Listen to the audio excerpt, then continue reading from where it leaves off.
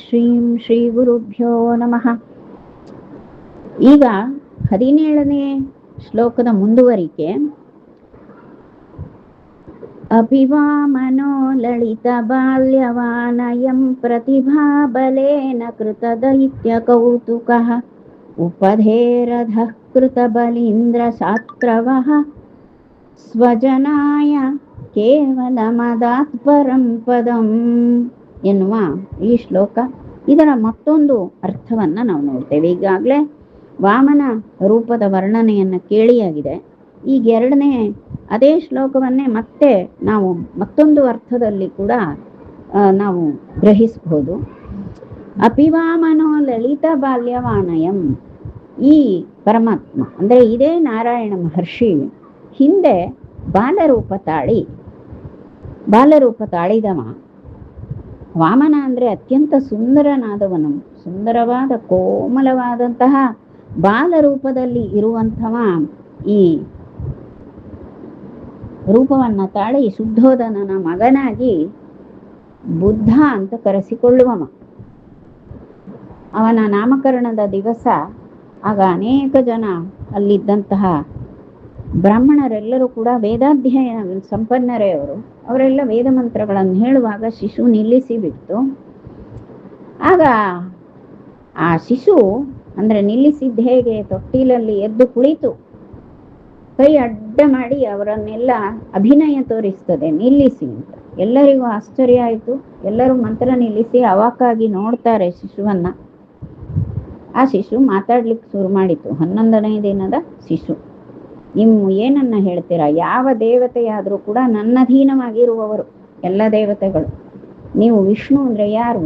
ಸರ್ವೋತ್ತಮ ಅಂದ್ರು. ಹೌದಾ? ಎಲ್ಲಿ ನೋಡಿ, ಈಗ ಅವನೇನ್ ಎಷ್ಟು ಸರ್ವೋತ್ತಮ ಅನ್ನೋದು ನಾನು ತೋರಿಸ್ತೇನೆ ಹೇಳಿ ವಿಷ್ಣು ಬಾ ಅಂತ ಕರೆಯಿತು. ವಿಷ್ಣು ಬಂದ. ಅವನ ಕೈಯಲ್ಲಿದ್ದ ಚಕ್ರವನ್ನು ಕಸ್ಕೊಂಡು, ಈ ಚಕ್ರ ಅಲ್ವಾ ನಿನಗೆ ಮಹಾಶಕ್ತಿ ಕೊಡುವಂಥದ್ದು, ಹೋಗು ಚಕ್ರ ನನ್ನ ವಶದಲ್ಲಿದೆ, ನೀನು ಕೊಡೋದಿಲ್ಲ ಚಕ್ರ, ಹೋಗು ಅಂತ ಓಡಿಸ್ಬಿಡ್ತು ಶಿವನನ್ನು. ತನ್ನ ಅಡಿಗೆ ಹಾಕೊಂಡು ಅದರ ಮೇಲೆ ಕೂತ್ಕೊಂಡ್ಬಿಡ್ತು. ಚಕ್ರವನ್ನು ಹಾಕಿಕೊಂಡು ಅದರ ಮೇಲೆ ಕೂತ್ಕೊಂಡಿದೆ. ಏನ್ ಮಾಡೋದು? ವಿಷ್ಣು ಹೋದ. ಶಿವ ಬಂದ ಕೂಡಲೇ ಶಿವನ ತ್ರಿಶೂಲವನ್ನ ಮುರಿದು ಹಾಕ್ಬಿಡ್ತು. ಚತುರ್ಮುಖ ವಿರಿಂಚಿ ಬಂದ ಕೂಡಲೇ ವಿರಿಂಚಿಗೂ ಏನನ್ನ ಹೇಳಲಿಕ್ಕೆ ಹೋಯ್ತು. ಆ ವಿರಿಂಚಿ ತಾನೇ ಹೋಗಿಬಿಟ್ಟ. ಈಗ ಯಾವ ದೇವತೆಗಳು ಬರುವುದಿಲ್ಲ. ನೋಡಿದ್ರ, ತ್ರಿಮೂರ್ತಿಗಳು ಅಂತ ನೀವು ಹೇಳ್ತೀರಾ, ಅವರೆಲ್ಲರೂ ನನ್ನ ಮುಂದೆ ಏನೂ ಅಲ್ಲ, ಅದರಿಂದ ಯಾರು ಸರ್ವೋತ್ತಮ ಅಲ್ಲ, ಏನೂ ಅಲ್ಲ. ಹೌದಾ ಶಿಶುವೆ, ನಿನ್ನೆದ್ರಿಗೆ ಹೌದು, ನನಗಿಂತ ಮತ್ಯಾರೂ ಇಲ್ಲ. ಹಾಗಾದ್ರೆ ಏನು ಇದು? ವೇದೋಪನಿಷತ್ತುಗಳಲ್ಲಿ ಉಂಟಲ್ವಾ ಹಾಗೆ? ಅಂದ್ರೆ ಅದೇನ್ ಹೇಳ್ತದೆ ವೇದೋಪನಿಷತ್ತು? ಅದು ಪ್ರಮಾಣವೇ ಅಲ್ಲ. ವೇದವು ಪ್ರಮಾಣವಲ್ಲ, ಈ ಉಪನಿಷತ್ತು ಪ್ರಮಾಣವಲ್ಲ. ಪ್ರಮಾಣವಲ್ಲದ ವಾಕ್ಯಗಳನ್ನು ಇಟ್ಕೊಂಡು ನೀವು ಯಾಕೆ ವ್ಯಥೆ ಪಡ್ತೀರಾ? ಅದನ್ನ ಯಾಕೆ ತಿಳಿತೀರಾ? ನಾನು ಹೇಳ್ತೇನೆ ಕೇಳಿ ಅಂತ ಉದ್ದಾನುದ್ದವಾಗಿ ಒಂದಷ್ಟು ಉಪದೇಶಗಳನ್ನು ಹೇಳಿತು. ನಾನು ಉಪದೇಶ ಕೊಡ್ತೇನೆ ನೋಡಿ, ನನ್ನ ಎದುರಿಗೆ ಶಿವ ನಿಲ್ಲಲಿಲ್ಲ, ಹರಿ ನಿಲ್ಲಲಿಲ್ಲ, ಚತುರ್ಮುಖ ಹೋಗಿಯೇ ಬಿಟ್ಟ, ಬಂದವ ಹೋದ ಹಾಗೆ. ಹೀಗೆ ಯಾವ ದೇವತೆಯು ನನ್ನ ಎದುರಿಗೆ ನಿಲ್ಲುವವರಲ್ಲ. ನಾನು ಹೇಳುವ ಉಪದೇಶವನ್ನ ನೀವು ಕೇಳಿ. ನಾನು ಬುದ್ಧ ಅಂದ್ರೆ ಜ್ಞಾನಿ, ಬುಧ ಜ್ಞಾನಿ ಅಂತ ಅರ್ಥ. ಹಾಗಾದ್ರೆ ಹೌದು ಅಂತ ಎಲ್ಲರೂ ಕೈ ಮುಗಿದು ಹೇಳು ಶಿಶುವೆ ಅಂದ್ರೆ ಈ ಮಗು ಹೇಳಲಿಕ್ಕೆ ಶುರು ಮಾಡ್ತು. ಅದನ್ನೇ ಇಲ್ಲಿ ಕೊಡ್ತಾರೆ. ಪ್ರತಿಭಾ ಬಲೇನ, ತನ್ನ ಪ್ರತಿಭೆಯ ಸಾಮರ್ಥ್ಯದಿಂದ ಅದು ಅಧಃಕೃತ ಬಲೀಂದ್ರ ಶಾಸ್ತ್ರವಃ, ಅವರೆಲ್ಲರೂ ಅಲ್ಲಿದ್ದಂತಹ ಅತ್ಯಂತ ಬಲಿಷ್ಠರಾದಂತಹ ಇಂದ್ರಶಾಸ್ತ್ರವಃ, ಬಲಿ ಇಂದ್ರ ಅಂತ ಬಿಡಿಸ್ಕೊಳ್ಬೇಕು. ಅದಕ್ಕೆ ಅಧಃಕೃತ ಬಲೀಂದ್ರ ಶಾಸ್ತ್ರವಃ ಅನ್ನೋದ್ರಲ್ಲಿ ಅಧಃಕೃತ ಅಂದ್ರೆ ಕೆಳತಳ್ಳಿದ ಅಂತ, ಕೆಳಗೆ ಮಾಡಿದ ಅಂದ್ರೆ ತಳ್ಳಿಬಿಟ್ಟ, ಎಲ್ಲರನ್ನೂ ಹೀನವಾಗಿ ಮಾಡಿದ. ಯಾರನ್ನ? ಬಲಿಷ್ಠರಾದಂತಹ ಇಂದ್ರಶಾಸ್ತ್ರವಃ, ದೇವೇಂದ್ರನಿಗೆ ಶತ್ರುಗಳಾದಂತಹ ಎಲ್ಲ ಅಸುರರನ್ನು ಕೂಡ, ಬಲಿಷ್ಠರಾದಂತಹ ಎಲ್ಲ ಇಂದ್ರಶತ್ರುಗಳನ್ನೆಲ್ಲ ಕೆಳಗೆ ತಳ್ಳಿ ಅವರನ್ನೆಲ್ಲ ಅಧೋಗತಿಗೆ ಕಳಿಸಿದ ಅಂತ. ಅಧಃ ಅನ್ನೋ ಪದವೇ ಹಾಕ್ಬಿಟ್ಟಿದ್ದಾರಲ್ಲ, ಎಲ್ಲರನ್ನೂ ಕೂಡ ಕೆಳಮಟ್ಟಕ್ಕೆ ತಳ್ಳಿಬಿಟ್ಟ. ಯಾರು? ಅಸುರರನ್ನು. ಹೀಗೆ ಮಾಡಿ ಸ್ವಜ ಇಷ್ಟನ್ನ ಮಾಡಿ ದೇವತೆಗಳೆಲ್ಲ ನೋಡ್ತಾ ಇದ್ದಾರೆ. ಪರಮಾತ್ಮ ಶುದ್ಧೋಧನನ ಮನೆಯಲ್ಲಿ ಶಿಶುರೂಪ ತಾಳಿ ಅವತಾರ ಮಾಡಿದ್ದಾನೆ. ವಿಷ್ಣುವನ್ನ ಸರ್ವೋತ್ತಮ ಅಂತ ಹೇಳಿದಾಗ ವಿಷ್ಣುವನ್ನ ದೂರೀಕರಿಸಿ ತಳ್ಳಿಬಿಟ್ಟ, ಮತ್ತೆ ಶಿವನನ್ನು ಆ ತ್ರಿಶೂಲ ಮುರಿದು ಓಡಿಸಿಬಿಟ್ಟ. ಎಲ್ಲರನ್ನೂ ಓಡಿಸ್ತದೆ ಈ ಶಿಶು. ಹಾಗಾಗಿ ಪರಮಾತ್ಮ ಯಾಕೆಲ್ಲ ಹೀಗೆ ಮಾಡ್ತಾನೆ ಏನಂತ ದೇವತೆಗಳು ನೋಡ್ತಾ ಇರುವಾಗ ಉಪದೇಶ ಕೊಟ್ಟಿದೆ ಶಿಶು. ಮಹಾ ಉಪದೇಶ, ಉದ್ದಾನುದ್ದವಾಗಿ ಎಲ್ಲರೂ ಕೇಳ್ತಾ ಇದ್ದಾರೆ. ಎಲ್ಲರಿಗೂ ಮತ್ತೆ ವೇದಗಳು ಉಪನಿಷತ್ತುಗಳಿಗೆ ಅಪ್ರಾಮಾಣ್ಯ, ಅವು ಪ್ರಮಾಣವೇ ಅಲ್ಲ. ವೇದ ಯಾಕೆ ಕೇಳ್ತೀರಾ, ಉಪನಿಷತ್ ಯಾಕೆ ಕೇಳಿ, ಯಾವುದು ಪ್ರಮಾಣವಲ್ಲ, ಅದೆಲ್ಲ ಕೆಲಸಕ್ಕೆ ಬಾರದ್ದು ಅಂತ ಹೇಳಿ ಉದ್ದಾನುದ್ದವಾಗಿ ದೊಡ್ಡ ಪ್ರಚಂಡವಾಗಿ ತನ್ನ ಪ್ರತಿಭೆಯಿಂದ ಅದು ಭಾರಿ ಬಲಿಷ್ಠವಾದಂತಹ ವಾದವನ್ನ ಮುಂದಿರಿಸಿತು. ಅವರೆಲ್ಲರೂ ಕೂಡ ಇಂದ್ರಶತ್ರುಗಳು, ಅಂದ್ರೆ ಅಸುರರು. ಆ ಅಸುರರು ಏನಂತ ತಿಳಿಬೇಕು ಅದನ್ನೇ ಉಪದೇಶ ಮಾಡಿತ್ತು. ಆಗ ಎಲ್ಲರೂ ಕೂಡ ಹೌದು ಹೌದು ಇದು ಸರಿಯಾದದ್ದು ಅಂತ ಅವರಿಗೆ ರುಚಿ ಹತ್ತಿತ್ತು. ಶಿಶು ಹೇಳಿದ್ದು ನೋಡಿ, ಇದನ್ನೇ ಚಿಂತನೆ ಮಾಡಿ ನೀವೆಲ್ಲರೂ ಕೂಡ ಇದರ ಸಂಬಂಧಿಯಾದ ನನ್ನ ಉಪದೇಶಗಳನ್ನ ಗ್ರಹಣ ಮಾಡಿಕೊಳ್ಳಿ, ಮತ್ತೆ ಮುಂದೆ ಇದೇ ಒಂದು ಶಾಲೆ, ಈ ಒಂದು ಮತವನ್ನ ಮುಂದುವರೆಸಿ. ಹೌದು ಹೌದು ಅಂತ ಎಲ್ಲರೂ ಕೈ ಮುಗಿದ್ರು. ಅವನು ಯಾರು? ಬುದ್ಧನಿಂದ ಪ್ರಾರಂಭವಾದ ಮತವೇ ಬೌದ್ಧ ಮತ. ಇದಿಷ್ಟು ಒಂದು ವಿಷಯ. ದೇವತೆಗಳು ಕೇಳಿಸ್ಕೊಳ್ತಾ ಇದ್ರು. ದೇವತೆಗಳಿಗೆ ಎಲ್ಲೋ ತಲೆ ತಿರುಗಿಸಿ ಬಿಟ್ಟಾಗ ಆ ನಂತರದಲ್ಲಿ ಆ ಶಿಶು ಹಾರಿಕೊಂಡು ಹೋಗೇ ಬಿಟ್ಟು ಅಲ್ಲಿ ಇಲ್ಲೇ ಇಲ್ಲ. ಅದು ಹೇಳೋದಷ್ಟು ಹೇಳ್ತು ಮತ್ತೆ ಶಿಶು ಹಾರಿ ಹೋಯ್ತು ಮೇಲೆ. ಅಲ್ಲಿ ಮೇಲೆ ಹೋಗಿ ದೇವತೆಗಳ ಜೊತೆ ಸೇರ್ಕೊಂಡ್ಬಿಡ್ತು. ಆಗ ಎಲ್ಲರೂ ಕೇಳಿದ್ರು, ಸ್ವಾಮಿ ನೀನು ಹರಿಯೇ, ನೀನು ಅಲ್ಲಿ ಹೋಗಿ ಇಷ್ಟು ಮಾಡಿದ್ದೀಯಾ, ಏನಿದ್ರ ಅಭಿಪ್ರಾಯ ಅಂದ್ರೆ ಆ ಎಲ್ಲ ದೇವತೆಗಳಿಗೂ ಕೂಡ ಪರಮಾತ್ಮ ಅವೇ ಪದಗಳನ್ನ ಬಳಸಿ ಅರ್ಥವನ್ನ ಹೇಳ. ಏನದನ್ನ ಅಂದ್ರೆ ಸ್ವಜನಾಯ ಕೇವಲ ಮದಾತ್ ಪರಂ ಪದಂ. ಸ್ವಜನಾಯ ಅಂದ್ರೆ ತನ್ನವರಾದಂತಹ ಜನರಿಗೆ ಅಂತ. ತನ್ನ ಜನರು ಅಂದ್ರೆ ತನ್ನನ್ನೇ ಆಶ್ರಯ ಮಾಡಿಕೊಂಡು ತನ್ನನ್ನೇ ಉಪಾಸಿಸುವಂತಹ ಆ ಸಾತ್ವಿಕ ಜನರಿಗೆ ಅವನು ಉತ್ತಮವಾದಂತಹ ಪದವಿಯನ್ನು, ಪದಂ ಅಂದ್ರೆ ಉತ್ತಮವಾದಂತಹ ಪದವನ್ನು ಕೊಟ್ಟ. ಅಂದ್ರೆ ಪದ ಅನ್ನೋ ಪದಕ್ಕೆ ಉಪದೇಶ ಅಂತ ಒಂದರ್ಥ, ಮತ್ತೊಂದು ಅರ್ಥ ಅಂದ್ರೆ ಉತ್ತಮವಾದಂತಹ ಗತಿಯನ್ನು ಕೊಟ್ಟ ಅಂತ. ಹೀಗೆ ಇಷ್ಟು ಅಭಿಪ್ರಾಯ ಇದರಲ್ಲಿ ಹೇಳ್ತಾರೆ. ಹೀಗೆ ಆ ವಾಮನ ಅಂದ್ರೆ ಸುಂದರನಾದಂತಹ ಬಾಲರೂಪದಲ್ಲಿ ಕಾಣಿಸಿದಂತಹ ಆ ದೈತ್ಯ ಜನರೇನೇನಿದ್ರು, ಅಸುರರು ಬ್ರಾಹ್ಮಣ ರೂಪದಲ್ಲಿ ಇದ್ದು ವೇದಾಧ್ಯಯನಾದಿಗಳು ಶಾಸ್ತ್ರಾಧ್ಯಯನವನ್ನು ಮಾಡಿದಂತಹ ಆ ಅಸುರ ಜನರು, ಬ್ರಾಹ್ಮಣ ರೂಪದಲ್ಲಿದ್ದಂತಹ ಅಸುರ ಜನರೇನಿದ್ರು ಅವರಿಗೆಲ್ಲ ತನ್ನ ದಿಟ್ಟವಾದಂತಹ ತನ್ನ ಪ್ರತಿಭಾ ಸಾಮರ್ಥ್ಯದಿಂದ ಈ ಶಿಶುವು ಏನೆಲ್ಲ ಬೋಧಿಸಿತು, ವೇದೋಪನಿಷತ್ತುಗಳಿಗೆ ಪ್ರಮಾಣ ಇಲ್ಲ ಎನ್ನುವಂಥದ್ದನ್ನೆಲ್ಲ ಹೇಳಿತು. ಮತ್ತೆ ಅವರಿಗೆ ಆ ಅಸುರರಿಗೆ ಬೇಕಾದ ಅಸದುಪಾಸನೆಗೆ ತಕ್ಕ ಉಪದೇಶಗಳನ್ನ ಕೊಟ್ಟು ಮತ್ತೆ ಅಲ್ಲಿಂದ ಹಾರಿ ಹೋಯಿತು. ದೇವತೆಗಳಿಗೆ ದೇವ ಸುಬೋಧಕ, ಬುದ್ಧ ಸ್ವರೂಪ, ದೈತ್ಯ ವಿಮೋಹಕ, ದೇವ ಸುಬೋಧಕ, ಇದೇ ಬುದ್ಧ ಸ್ವರೂಪ ಅಂತ ಆಚಾರ್ಯರು ವರ್ಣಿಸ್ತಾರೆ. ಈ ರೀತಿಯಾಗಿ ದೇವತೆಗಳಿಗೆ ಅತ್ಯಂತ ಬೇಕಾದಂತಹ ವೇದೋಪನಿಷತ್ತುಗಳ ಪ್ರಮಾಣ ಪುರಸ್ಸರವಾದಂತಹ ಉಪದೇಶಗಳನ್ನ ಪರಮಾತ್ಮ ಅದೇ ಬುದ್ಧ ರೂಪದಿಂದ ಕೊಟ್ಟ.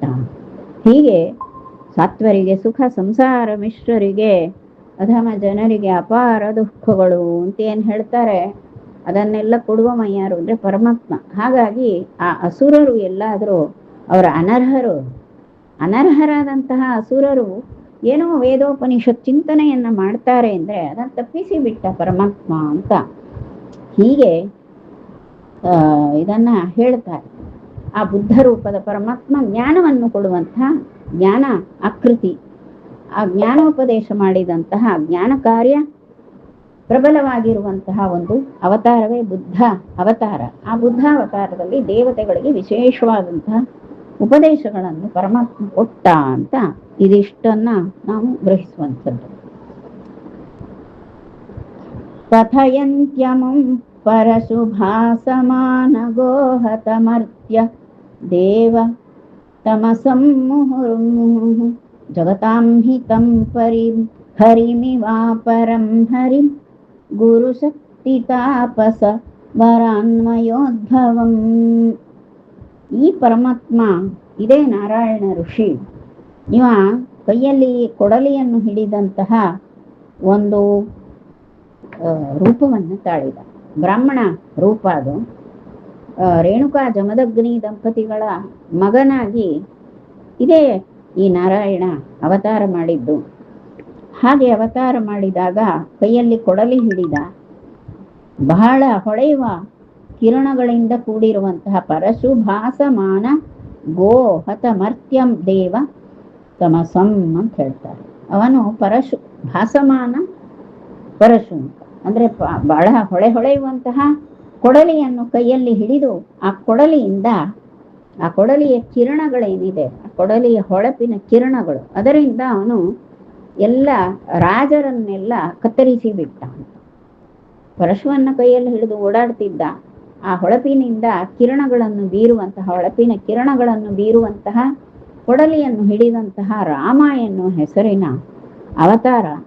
ಆ ಅವತಾರದಲ್ಲಿ ಭೂಲೋಕದಲ್ಲಿ ಏನೇನು ಎಷ್ಟೆಲ್ಲ ದುರ್ಜನರಾದಂತಹ ಕ್ಷತ್ರಿಯ ರಾಜರಿದ್ರು ಅವರನ್ನೆಲ್ಲರನ್ನು ಕೂಡ, ಅವರೆಲ್ಲ ಲೋಕಕ್ಕೆ ಕತ್ತಲೆಯ ಹಾಗೆ, ರಾಜ್ಯಾಧಿಕಾರ ಸಿಕ್ಕಿದೆ ಹೇಳುವುದೆಲ್ಲ ವೇದೋಪನಿಷತ್ತುಗಳಿಗೆ ವಿರುದ್ಧವಾದಂತಹ ಮಾತಾಡುವಂತಹ ಜನರು, ಅವರೆಲ್ಲರನ್ನು ಕೂಡ ತರಿದು ಬಿಟ್ಟ. ಕೊಡಲಿ ಹಿಡಿದಂತಹ ರಾಮ ಎನ್ನುವ ಹೆಸರಿನಿಂದ ಈ ಪರಮಾತ್ಮ ಮತ್ತು ಜಗತಾಂಹಿತಂ ಹರಿಮಿವಾಪರಂ, ಲೋಕದ ಜನರಿಗೆಲ್ಲ ಅವನು ಈ ರೀತಿಯ ಒಂದು ವಿಶೇಷವಾದಂತಹ ಲೋಕದ ಜನರಿಗೆ ಹಿತವನ್ನು ಉಂಟು ಮಾಡಿದ. ಯಾಕೆ? ದುಷ್ಟರಾದ ರಾಜರನ್ನು ನಿಗ್ರಹ ಮಾಡಿದಂತಹ ಅವತಾರವೇ ಈ ಪರಶುರಾಮ ಅವತಾರವಾಗಿತ್ತು. ಇದೇ ಪರಮಾತ್ಮ ಜಗತಾಂ ಹಿತಂ ಹರಿಮಿವಾಪರಂ ಹರಿಂ ಅಂದ್ರೆ ಶ್ರೀಹರಿಯೇ, ಅದೇ ಶ್ರೀಹರಿಯೇ ಇಲ್ಲಿ ಎದುರಿಗೆ ಕಾಣ್ತಾ ಇರುವಂತಹ ನಾರಾಯಣ ಋಷಿ ರೂಪ. ಇವನೇ ಹರಿಯಾದಂತಹ ಇವನು ಮತ್ತೊಬ್ಬ ಹರಿಯೇ ಭೂಮಿಯಲ್ಲಿ ಇದ್ದಾನೇನೋ, ಯಾರು ನೋಡಿದ್ರು ಕೂಡ ಇವನು ಹರಿಯೇ ಅಂತ ತಿಳಿದುಕೊಳ್ಬೇಕು. ಆ ರೀತಿಯ ತೇಜೋಮಯನಾದಂತಹ, ಆ ಸೂರ್ಯನಂತೆ ಹೊಳೆತಾ ಇರುವಂತಹ, ಲೋಕಕ್ಕೆ ಹಿತವನ್ನು ಉಂಟು ಮಾಡುವಂಥವನು ಈ ಹರಿ. ಇವ ಲೋಕದಲ್ಲಿ ಅವತರಿಸಿದ ಆ ರೂಪ ಯಾವುದು ಅಂದ್ರೆ ತಾಪಸ ರೂಪ. ಅದು ಗುರುಶಕ್ತಿ ತಾಪಸ ವರಾನ್ವಯೋದ್ಭವಂ. ಹಾಗಾಗಿ ಅವನೇನ್ ಮಾಡಿದ, ತಪಸ್ವಿ ಜನರಾದಂತಹ ಆ ಯಾರು ಭೃಗು ಮಹರ್ಷಿಗಳು, ಆ ಭೃಗುವಂಶದಲ್ಲಿಯೇ ಈ ಪರಶುರಾಮ ಅವತಾರ ಮಾಡಿದ್ದು.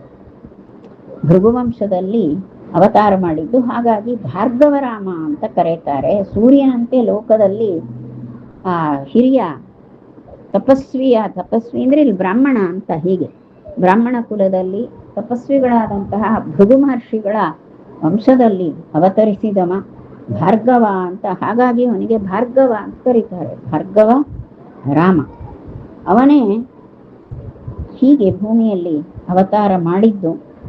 ಇಂತಹ ಈ ರಾಮನನ್ನ ರಾಮ ಅಂತ ಇವನನ್ನ ತಾಪಸ ವರಾನ್ವಯೋದ್ಭವಂ, ಗುರುಶಕ್ತಿ ತಾಪಸ ವರಾನ್ವಯೋದ್ಭವಂ ಅಂತಾರೆ. ಹೀಗೆ ಅತ್ಯಂತ ಗಾಢವಾದಂತಹ ಶಕ್ತಿ ಉಳ್ಳಂತಹ ತಪಸ್ವಿ ಜನರ ವಂಶದಲ್ಲಿ ಅವತರಿಸಿದಂತಹ ರಾಮ ಇವನು ಅಂತ ಇವನನ್ನ ಅಮುಂ ಕಥಯಂತಿ, ಇವನನ್ನ ವರ್ಣಿಸ್ತಾರೆ ಅಂತ. ಹೀಗೆ ಪರಶುರಾಮ ಅವತಾರವನ್ನ ಎರಡೂ ರೀತಿಯಲ್ಲಿ ವರ್ಣಿಸ್ತಾರೆ. ಒಂದು, ಕ್ಷತ್ರಿಯ ಸಂಹಾರ ಮಾಡಿದಂತಹ ಬಲಕಾರ್ಯವನ್ನು ಮಾಡಿದ. ಎರಡನೇದು, ತಪಶ್ಚರಣ ಮಾಡುವಂತಹ ತಪೋನಿಧಿಗಳಾದಂತಹ ಭೃಗು ಮಹರ್ಷಿಗಳ ವಂಶದಲ್ಲಿ ಅವತರಿಸಿದಂತಹ ಮತ್ತೊಂದು ರೂಪ. ಭೃಗು ಮಹರ್ಷಿಗಳ ಆ ವಂಶದಲ್ಲಿ ಅವತರಿಸಿದಂತಹ ಆ ಭಾರ್ಗವ, ಅಲ್ಲಿ ತಪಸ್ಸೆ ಪ್ರಧಾನ ಅಂತ, ತಪಸ್ವಿಗಳ ವಂಶದಲ್ಲಿ ಅವತರಿಸಿದವ ಅಂತ. ಮತ್ತು ತಾನು ತಪಶ್ಚರಣಶೀಲ. ಹೀಗೆಲ್ಲ ಆ ಪರಶುರಾಮನನ್ನ ಅಲ್ಲಿ ಜ್ಞಾನ ಮತ್ತು ಧನುರ್ವಿದ್ಯಾದಿಗಳು ಅನೇಕ ವಿದ್ಯೋಪದೇಶಗಳನ್ನು ಲೋಕಕ್ಕೆ ಕೊಟ್ಟು ಜಗತ್ತಿಗೆ ಹಿತವನ್ನು ಮಾಡಿದವ. ಹೀಗಾಗಿ ಅವನ ಆ ವಿದ್ಯೋಪದೇಶದಿಂದ ಜ್ಞಾನ ಕಾರ್ಯವನ್ನು ಕೂಡ ಅವ ಮಾಡ್ತಾನೆ. ಹೀಗೆ ಅಲ್ಲಿ ಜ್ಞಾನ ಕಾರ್ಯ ಬಲ ಕಾರ್ಯ ಎರಡನ್ನೂ ಕೂಡ ನಡೆಸಿದಂತಹ ಅವತಾರ ರೂಪವೇ ಅದು ಪರಶುರಾಮ ರೂಪ. ಇದೇ ಶ್ಲೋಕದಿಂದ ನಮಗೆ ಇದೇ ರೂಪ, ಈ ರೂಪದಿಂದ ನಮಗೆ, ಇದೇ ಶ್ಲೋಕದಿಂದ ನಮಗೆ ವೇದವ್ಯಾಸ ರೂಪವನ್ನು ಕೂಡ ವರ್ಣಿಸ್ತಾರೆ. ಒಂದೇ ಶ್ಲೋಕ ಎರಡರ್ಥ ಕೊಡುವಂಥದ್ದು. ಕಥಯಂತ್ಯಮಂ ಅಂತ ಹೇಳುದು. ಅಮಂ ಅಂದ್ರೆ ಇವನನ್ನು, ಕಥಯಂತಿ ಹೇಳುತ್ತಾರೆ, ಇವನನ್ನು ಹೇಳ್ತಾರೆ. ಏನಂತ ಹೇಳುವುದು ಅಂದ್ರೆ ಪರ ಶುಭಾ ಸಮಾನ ಗೋಹತ ಮರ್ತ್ಯದೇವ ತಮಸಂ ಮುಹುರ್ಮುಹು ಅಂದ್ರೆ ಪರಶುಭ. ಪರ ಅಂದ್ರೆ ಪರಶು ಅಂತಲೂ ತಗೊಳ್ಬಹುದು, ಪರಶುಭ ಅಂತಲೂ ಹೇಳುದು. ಮೊದ್ಲೇನ್ ಹೇಳಿದ್ವಿ ನಾವು? ಪರಶುಭ ಸಮಾನ. ಪರಶು ಅಂತ ಬೇಡ, ಪರ ಶುಭ. ಪರ ಶುಭ ಅಸಮಾನ ಗೋಹತ ಅಂದ್ರೆ ಲೋಕದಲ್ಲಿ ಏನಾಗಿತ್ತು ಅಂದ್ರೆ ಲೋಕದಲ್ಲೆಲ್ಲ ಕತ್ತಲೆ ತುಂಬಿರ್ತದೆ. ಲೋಕದಲ್ಲೆಲ್ಲ ಮನುಷ್ಯರಿಗೆ ತುಂಬಿದಂತಹ ಕತ್ತಲೆ. ಮರ್ತ್ಯ ದೇವ ತಮಸಂ. ಮರ್ತ್ಯ ಅಂದ್ರೆ ಮನುಷ್ಯರು ದೇವತೆಗಳು, ಅಥವಾ ಈ ಮರ್ತ್ಯಲೋಕ ಅಂದ್ರೆ ಭೂಲೋಕ. ಈ ಭೂಲೋಕದ ದೇವತೆಗಳು ಅಂದ್ರೆ ಬ್ರಾಹ್ಮಣ. ಭೂಲೋಕದ ದೇವತೆಗಳಾದಂತಹ ಬ್ರಾಹ್ಮಣರಿಗೆ ಅಜ್ಞಾನ ತುಂಬಿ ಹೋಗಿತ್ತು. ಹೀಗೆ ಭೂಸುರರು, ಭೂದೇವತೆಗಳಾದಂತಹ ಬ್ರಾಹ್ಮಣರಿಗೆ ತುಂಬಿದಂತಹ ಅಜ್ಞಾನದ ಕತ್ತಲೆಯನ್ನು ಪರಿಹಾರ ಮಾಡಲಿಕ್ಕೆ ಪರಮಾತ್ಮನು ಪರಶುಭಾಸಮಾನ ಗೋಹ. ಅದಕ್ಕಾಗಿ ಆ ಅಜ್ಞಾನವನ್ನು ಪರಿಹಾರ ಮಾಡಲಿಕ್ಕೆ ಪರ ಅಂದ್ರೆ ಶ್ರೇಷ್ಠ ಅಂತ, ಅತ್ಯಂತ ಉತ್ತಮವಾದಂತಹ, ಶುಭಮಯವಾದಂತಹ, ಅಸಮಾನವಾದಂತಹ ಜ್ಞಾನವನ್ನು, ಗೋ ಅಂದ್ರೆ ಕಿರಣ ಅಂತ ಒಂದರ್ಥ, ಬೆಳಕು ಅಂತ ಒಂದರ್ಥ, ಇನ್ನೊಂದು ಮಾತು ಅಂತ ಅರ್ಥ. ಶ್ರುತಿವಾಕ್ಯಗಳಲ್ಲಿ ಅಸಮಾನವಾದಂತಹ ಜ್ಞಾನ ಉಂಟು ಮಾಡುವಂಥದ್ದೇ ಶ್ರುತಿವಾಕ್ಯಗಳು. ಆ ಶ್ರುತಿವಾಕ್ಯಗಳನ್ನೆಲ್ಲ ವೇದವಾಕ್ಯಗಳಿಂದ, ವೇದವಾಕ್ಯಗಳ ಬೆಳಕನ್ನು ಲೋಕಕ್ಕೆಲ್ಲ ಬೀರಿ ಈ ಭೂಲೋಕದಲ್ಲಿದ್ದಂತಹ ಬ್ರಾಹ್ಮಣರ ಮನಸ್ಸಿನಲ್ಲಿದ್ದ ಅಜ್ಞಾನ ಕತ್ತಲೆಯನ್ನು ಪರಿಹಾರ ಮಾಡಿದ. ಲೋಕದಲ್ಲಿ ಕತ್ತಲೆ ತುಂಬಿದಾಗ ಸೂರ್ಯೋದಯ ಆದ ಕೂಡಲೇ ಬೆಳಕು ಬಿದ್ದರೆ ಕತ್ತಲೆ ಪರಿಹಾರ ಆಗ್ತದೆ. ಈಗ ರಾತ್ರಿ ಸಮಯ, ಕತ್ತಲೆಯ ಸಮಯ, ನಾವು ದೀಪ ಹಚ್ತೇವೆ, ಸ್ವಿಚ್ ಆನ್ ಮಾಡಿದ ಕೂಡಲೇ ದೀಪ ಬರ್ತದೆ, ಆ ದೀಪದಿಂದ ಕತ್ತಲೆ ಪರಿಹಾರ ಆಯಿತು. ಹಾಗೆಯೇ ಇಲ್ಲಿ ಪರಶುಭ ಅಸಮಾನ, ಇದು ಅಸಮಾನವಾದಂತಹ ಆ ವೇದವಾಕ್ಯಗಳಿಂದ ಸಿಗುವಂತಹ ಜ್ಞಾನದ ಕಿರಣಗಳನ್ನ ಲೋಕಕ್ಕೆ ಬೀರಿ ಈ ಯಾವ ಸರ್ವೋತ್ತಮನಾದಂತಹ ಪರಮಾತ್ಮನು ಮತ್ತೆ ಮತ್ತೆ ಆವರಿಸುವಂತಹ ಅಜ್ಞಾನದ ಕತ್ತಲೆಯನ್ನೆಲ್ಲ ಲೋಕದಲ್ಲಿ ಪರಿಹಾರ ಮಾಡಿದ. ಜಗತಾಂ ಹಿತಂ, ಲೋಕಕ್ಕೆಲ್ಲ ಹಿತವನ್ನು ಉಂಟು ಮಾಡುವಂತಹ ಹರಿಂ ಇವ, ಆ ಪರಮಾತ್ಮನಂತೆ ಕಾಣಿಸ್ತಾ ಇದ್ದ. ಲೋಕದ ಜನರಿಗೆಲ್ಲ ಹಿತವನ್ನುಂಟು ಮಾಡುವ ಸೂರ್ಯನಂತೆ ಅಥವಾ ಪರಮಾತ್ಮ ಹರಿಯಂತೆಯೇ ಇರುವ ಅಪರಂ ಹರಿಂ, ಮತ್ತೊಬ್ಬ ಹರಿಯೇ ಅಂದ್ರೆ ಹರಿಯ ಒಂದು ರೂಪವೇ, ಅವತಾರ ರೂಪವೇ ಆದಂಥವನು ಗುರುಶಕ್ತಿ ತಾಪಸ ವರಾನ್ಮಯೋದ್ಭವಂ. ಇವನು ಗುರುಗಳಾದಂತಹ ಆ ಶಕ್ತಿ ಎನ್ನುವ ಹೆಸರಿನ ತಪಸ್ವಿಗಳು, ಶಕ್ತಿ ಮಹರ್ಷಿಗಳು ಅಂತ. ಗುರು ಅಂದ್ರೆ ವಸಿಷ್ಠರು ಅಂತ ಇಟ್ಕೊಳ್ಬಹುದು. ಹೀಗೆ ಆ ವಸಿಷ್ಠರು, ಶಕ್ತಿ ಮಹರ್ಷಿಗಳು, ಇವರ ಈ ತಪಸ್ವಿ ಜನರ ಶ್ರೇಷ್ಠವಾದಂತಹ ವಂಶದಲ್ಲಿ, ಆ ವಾಸಿಷ್ಠ ವಂಶದಲ್ಲಿ ಅವತರಿಸಿದಂಥವನು ಈ ಕೃಷ್ಣ ಎನ್ನುವ ಹೆಸರಿನ ವೇದವ್ಯಾಸ ಅಂತ ಇಷ್ಟನ್ನು ಕೂಡ ಇಲ್ಲಿ ವರ್ಣಿಸ್ತಾರೆ. ಒಟ್ಟು ಎರಡು ಅರ್ಥವು ನಮಗೆ ಪರಶುರಾಮ ಅವತಾರ ಹಾಗೂ ವೇದವ್ಯಾಸ, ಎರಡು ಅವತಾರಗಳು ಕೂಡ ಒಂದೇ ಬದಿಯಲ್ಲಿ, ಒಂದೇ ಶ್ಲೋಕದಲ್ಲಿ ನಮಗೆ ಅರ್ಥೈಸಲಿಕ್ಕೆ ಸಾಧ್ಯವಾಗುವಂಥದ್ದಿದು. ಇಷ್ಟನ್ನು ನಾವು ನೋಡುವಾಗ 18 ಶ್ಲೋಕಗಳು ಪೂರೈಸ್ತವೆ. ಬ್ರಹ್ಮಾರ್ಪಣ ಮಸ್ತು.